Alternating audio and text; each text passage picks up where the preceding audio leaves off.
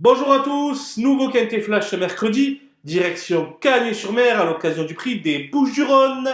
16 chevaux âgés de 4 ans vont s'affronter sur les 1500 mètres de la piste en gazon. La moitié du peloton ayant pris part au prix de Cannes, on peut donc s'appuyer sur cette épreuve riche en enseignements pour affiner nos choix. Et on voit ça tout de suite avec mon analyse.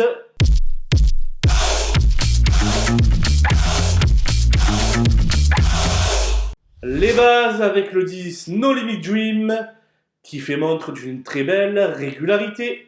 Quatrième de la course clé, il me semble apte ce mercredi à monter sur la plus haute marche du podium. L'As Big Log est de tous les combats et la pénalisation au poids due à sa victoire du 31 octobre dernier ne l'a pas empêché de rester compétitif. Bien au contraire, assurément, il sera de nouveau dans le coup. Le 2 Ange de la Moisson a fait sienne l'épreuve référence alors qu'elle était mal garée avec le 16 dans les stalles.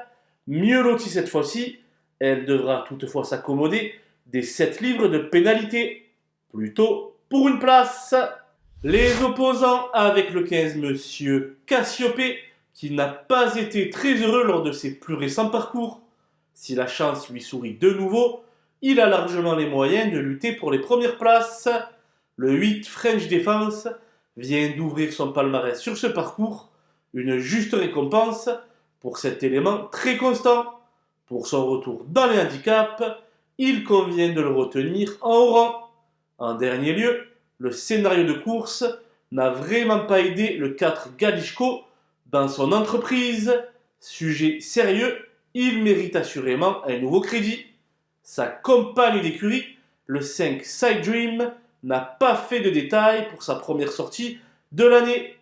Munie d'une paire d'œillères pour la première fois de sa carrière, elle va tenter de rester compétitive malgré les kilos en plus.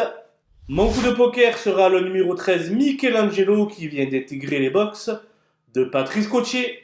Il va courir pour la première fois de l'année mais a déjà performé à ce niveau l'an passé. Une note de méfiance entoure sa candidature. Les outsiders avec le 7 Village Anglais, qui a fait bonne figure dans l'épreuve référence, échouant aux portes du Quintet.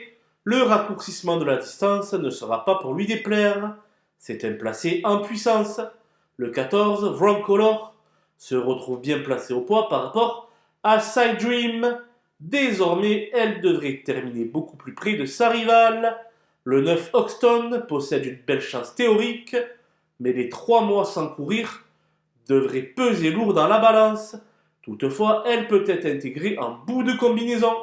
Le 12 Elme Astro et le 6 Mamamouchi ne m'ont guère convaincu dernièrement.